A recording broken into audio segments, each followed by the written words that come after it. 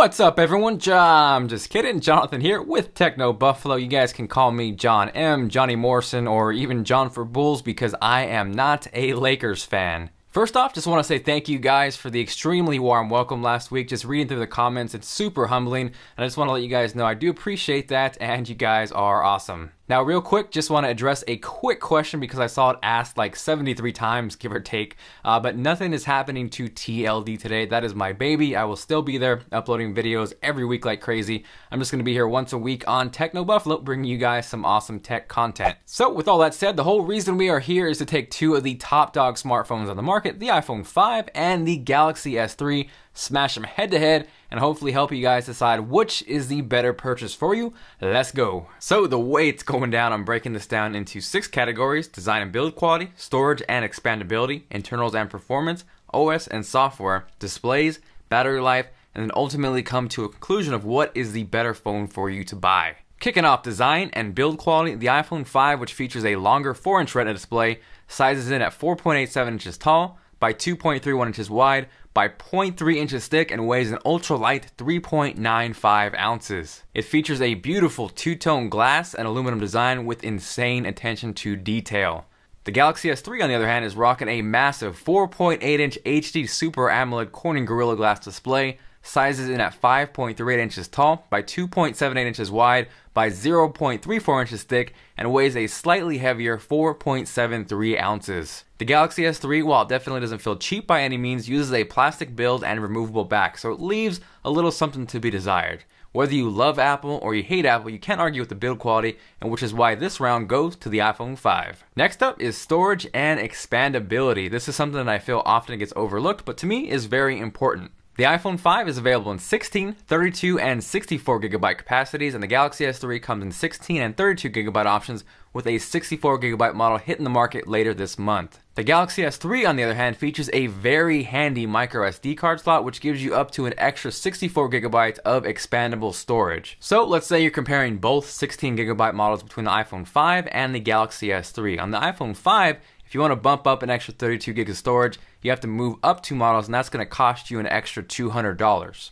On the Galaxy S3, you could easily pick up a 32 gigabyte micro SD card for around $30, or even up to 64 gigs for around $60. So in this category, the iPhone doesn't even come close, and the Galaxy S3 takes this round. So after 2 rounds, we are tied 1-1, and we are moving on to internals and performance. The iPhone 5 is rocking a dual-core 1.3 GHz A6 processor, and the Galaxy S3 boasts a dual-core 1.5 GHz Qualcomm Snapdragon S3 processor. Upon benchmarking these two, even though the iPhone 5 is a little slower clocked than the Galaxy S3, you can see it outperforms it in Geekbench. Now real quick, I'm going to stop you right there because I'm sure some of you guys are screaming out of your seats yelling, "Jonathan, what the hell? There's a quad-core Galaxy S3. Yes, Timmy, I know that, but to get these as even as possible, I had to compare the LTE model with the LTE model because the quad-core version does not have that. Now for kicks, here is the benchmarks. Again, you can see the quad-core S3 does outperform those two, but for being a quad-core processor, it doesn't do it by much. So let's go and continue on with the dual-core to dual-core comparison. Now as far as the GPU, which is going to equate to gaming performance as well as hardware acceleration, in GL Benchmark 2.1, the iPhone 5 beat out the Galaxy S3 by 10 frames per second. As far as Wi-Fi goes, the iPhone 5 was consistently pulling about 5 to 10 megabits per second faster download speeds, and that was after running that test over and over and over again. Now as far as LTE, both phones performed around the same. I got about 10 to 11 megabits per second down, and around 3 to 4 megabits per second up on both phones. Now that of course is going to vary on your location because I have seen LTE speeds go as high as 30 to 50 megabits per second, which is absolutely insane. So after taking all those benchmarks together, as far as sheer performance goes, the iPhone 5 takes this round, but I can assure you both are very snappy and extremely powerful devices. Next round up is OS and software, which to me is actually almost more important than hardware. The iPhone 5 is running iOS 6, which is a great, simple, easy to use interface. It's fast, it's fluid,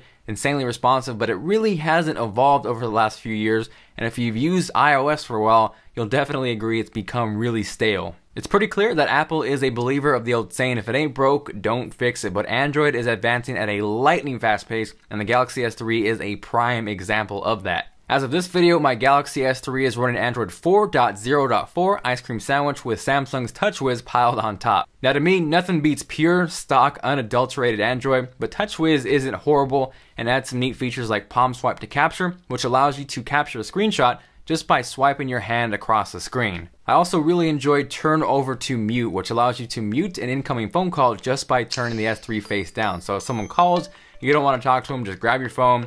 I don't want to talk to your face. Slam it down, and boom. Both OSs definitely have their faults, maps, voice, and both have their advantages. For the iPhone 5, I absolutely love iOS email. Nothing comes close to it. There's also subtle features like being able to change songs on the lock screen and the simplicity of tapping to go to the top of a page in the web browser. On the Galaxy S3, I love that I can quickly access Wi-Fi, Bluetooth, and a ton more features that I would normally have to dig through menus and menus to access on the iPhone 5. The customization and freedom to organize my home screen however I want is extremely refreshing. I can add widgets, live wallpapers, and if I just want a simplistic, minimalistic setup, I'm not boxed into that like iOS. I also actually prefer multitasking on the Galaxy S3 as well. I can easily swipe to quickly close an application, or if I want to close everything at once, bam, I can do that. On the iPhone 5, I gotta sit there, close every app one by one, and spend all day doing so.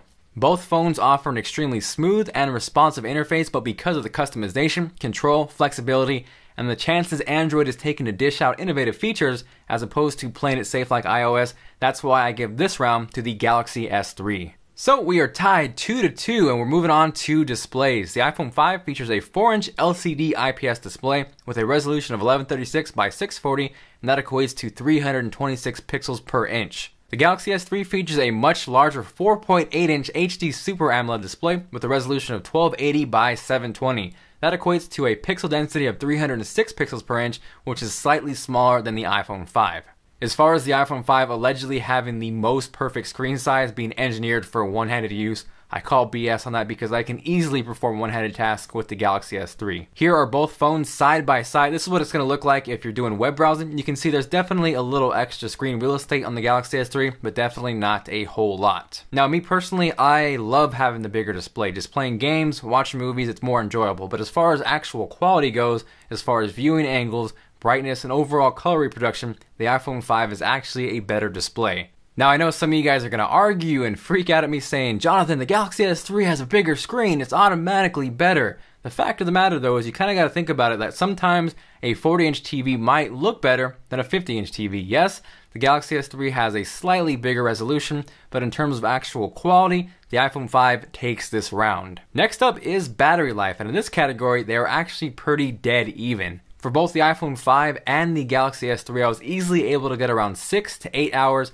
on heavy usage without really changing any of the features. The Galaxy S3 definitely does have a lot more options in terms of battery saving options with power save mode, the access to quickly turn Wi-Fi, turn your screen down, and due to the fact that you can remove the back and add a battery, this round goes to the Galaxy S3. So we are tied 3-3, and I'm sure you guys are wondering who is the winner out of the two, but I'm going to throw you guys a quick curveball and change up the pace of this video because I want to try something a little bit different. Now, in certain situations when you compare phone A to phone B, there very well may be a definitive winner, but in this case, I think it would do injustice for some of you guys out there to clearly say the iPhone was the winner or to clearly say the Galaxy S3 was the winner because they both have their strengths, they both have their weaknesses, and it really depends on what you're looking for in a phone to decide what is better for you. Now, if you've been an iOS user for a while now and you're bored with it, I get that because I feel the same way. And there's never been a better time to try Android. If you want to customize the crap out of your phone, you want a completely complex setup, or the simplest, most minimalistic setup in the world, you can do that with the Galaxy S3. It's fast, it's zippy,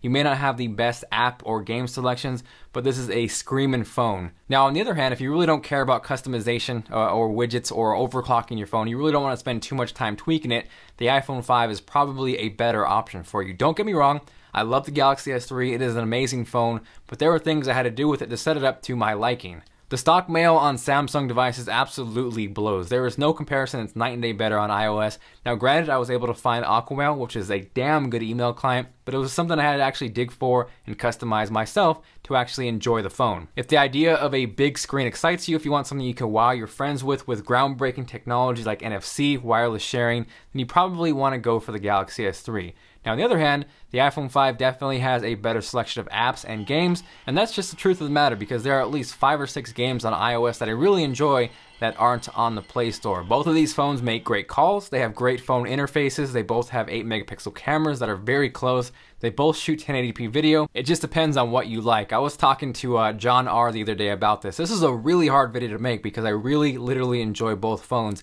And I was telling him how much of a first world problem is this that we have to either stress about or fight about which phone is better. They are both awesome devices.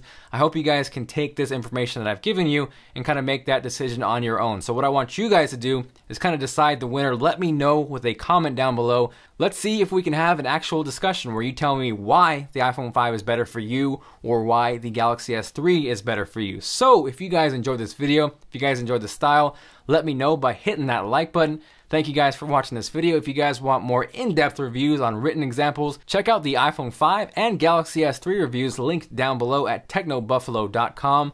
This is John M., John for Bulls, whatever you want to call me, signing out. I will see you guys later.